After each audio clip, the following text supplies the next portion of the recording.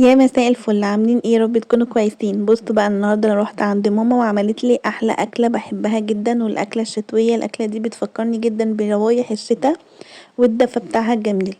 عملنا بقى النهارده الفول النابت، بس بجد كلت اكل منه بجد رهيب.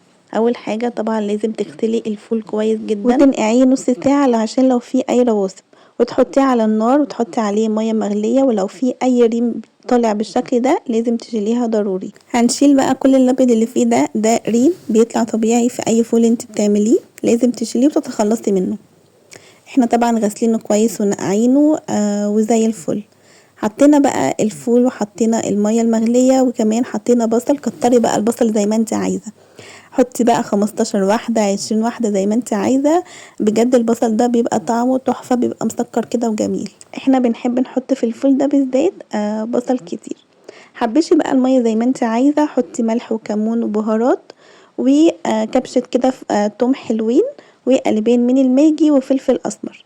حبشيه كده بقى وخلي طعمه يبقى ايه زي ما انت عايزه. يعني الشوربه دي احنا بنشربها مع الفول، طبعا اكيد انتوا كلكم عارفين الفول النابت. هنا بقى انا كنت بشوفه استوى ولا لا، اهو ما خدش سوا، قعد بالظبط نص ساعه على النار وبجد كان مستوي ودايب دوب وطعمه تحفه تحفه تحفه بجد.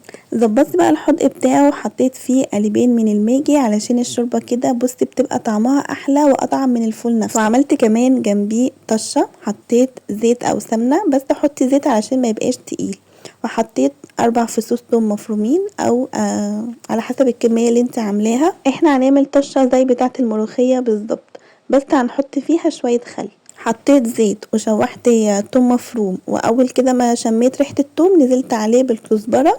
واول ما الكزبرة استوت اتحمرت حطيت فيه معلقة كبيرة من الخل وخليته كده يغلي وطفيت عليه. بجد خدي بقى معلقة على الطبق بتاعك دوت، بجد بيبقى طعمه خطير. انت ممكن تدلقي الطشة دي كلها في الحلة، بس انا حبيت ان انا احطها كده في الطبق واحنا بناكل علشان ممكن فيه بس عايزه اقولك ان طعمه بالطشه بجد فرق جدا جدا جدا، خلى طعمه خطير خطير. وكمان حطيت جنبه جرجير كنت غسلاه ونقعيه كويس بالخل والليمون.